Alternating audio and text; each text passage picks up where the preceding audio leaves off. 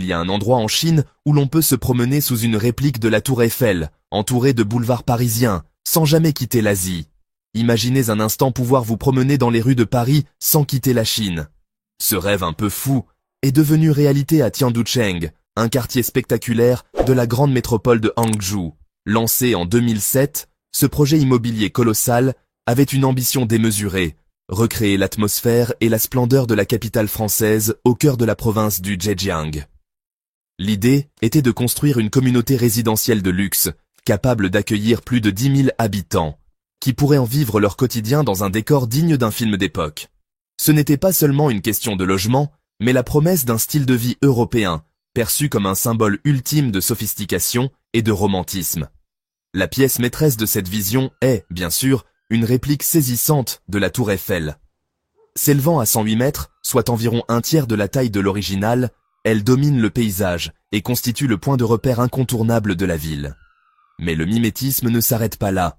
Les architectes ont minutieusement recréé des boulevards bordés d'immeubles de style haussmannien, avec leurs façades en pierre de taille, leurs balcons en fer forgé et leurs toits mansardés si caractéristiques. On y trouve également une place inspirée des Champs-Élysées, des jardins publics et même une fontaine qui rappelle celle du jardin du Luxembourg. C'est un véritable hommage architectural, un Paris en miniature destiné à émerveiller. La construction de Tianducheng a représenté un investissement colossal, dépassant le milliard d'euros.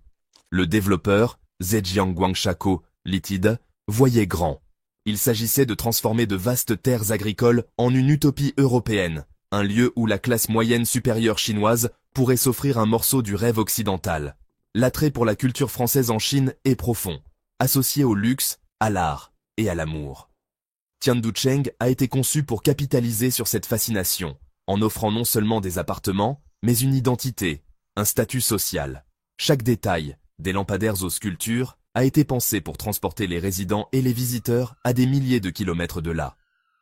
Pourtant, malgré ses ambitions grandioses et cette réalisation impressionnante, les débuts de Tianducheng furent pour le moins difficiles. Pendant des années, la ville est restée étrangement vide. Située loin du centre de Hangzhou et mal desservie par les transports, elle peinait à attirer les résidents. Les grands appartements dans les immeubles haussmanniens restaient inoccupés et les larges avenues semblaient désertes. La ville a rapidement gagné le surnom de ville fantôme. Un Paris de carton-pâte, magnifique mais sans âme. Les reportages de l'époque montraient des rues silencieuses où la nature commençait à reprendre ses droits.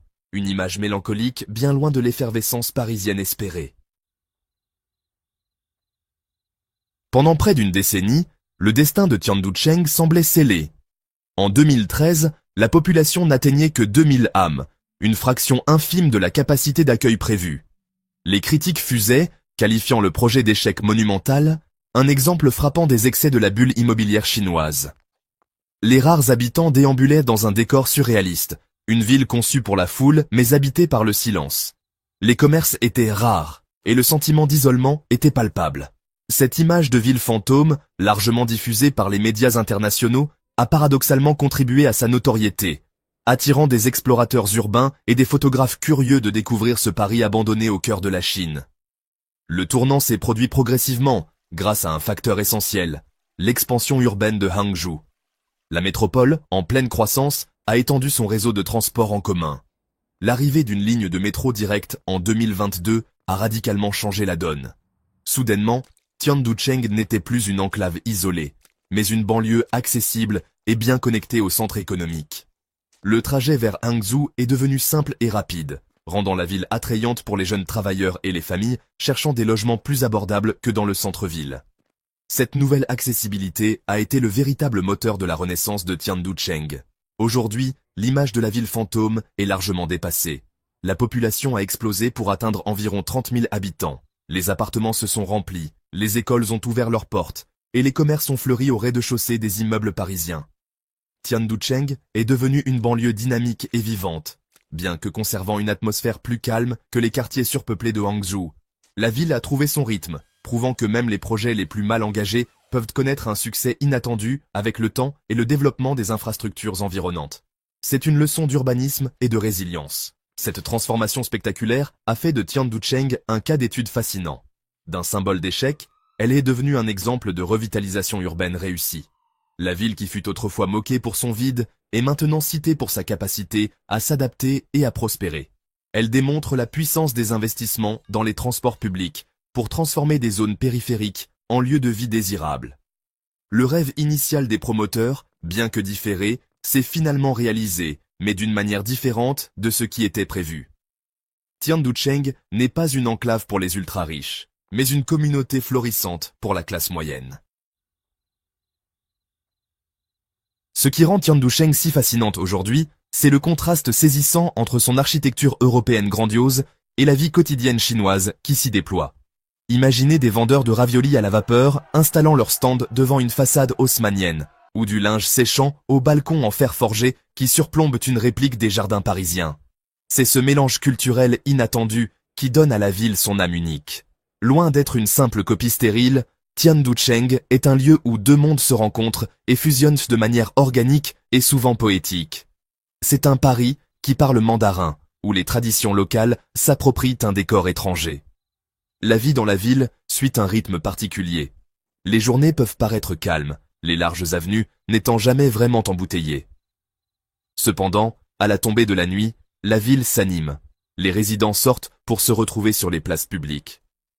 Au pied de la tour Eiffel illuminée, des groupes de femmes pratiquent la danse en ligne, une activité sociale très populaire en Chine. Des enfants jouent au ballon sur les pelouses, tandis que leurs parents discutent sur les bancs. Cette atmosphère communautaire et chaleureuse contraste fortement avec l'anonymat des grandes métropoles et contribue au charme de la vie à Tianducheng. Grâce à son décor unique, Tianducheng est devenu une destination extrêmement populaire pour les photos de mariage. Chaque jour, des couples de toute la région viennent immortaliser leur union avec la tour Eiffel en arrière-plan. Ils posent dans des robes de mariée et des costumes élégants, créant des scènes romantiques qui semblent tout droit sorties d'un conte de fées parisien. Cette industrie a apporté une nouvelle forme de vitalité et de tourisme à la ville. Les photographes et les futurs mariés animent les rues, ajoutant une touche de glamour et de célébration au paysage urbain, renforçant l'image romantique que la ville cherche à cultiver. Au-delà des mariages, la ville attire également des touristes chinois et internationaux, curieux de découvrir ce phénomène architectural.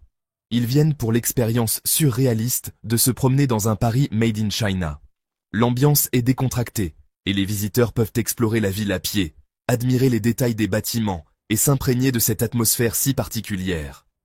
Tianducheng n'est plus seulement un projet immobilier, c'est une destination en soi, un lieu qui interroge nos notions d'authenticité et de culture, et qui offre une expérience de voyage véritablement inoubliable et dépaysante.